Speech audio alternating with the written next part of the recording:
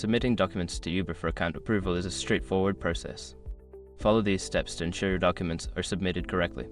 Step 1. Prepare your documents. Gather all necessary documents required for your Uber account approval. This typically includes your driver's license, vehicle registration, insurance information, and any other identification that may be needed. Step 2. Access the Uber app or website. Open the Uber app on your mobile device or visit the Uber website. Log into your account or create a new one if you haven't done so already. Step 3. Navigate to the document submission section.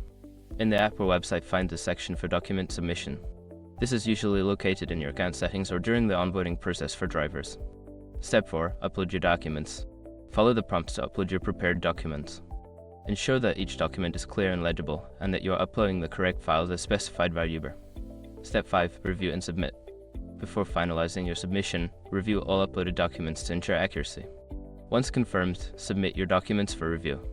You should receive a confirmation notification once your submission is successful. After completing these steps, wait for Uber to review your documents.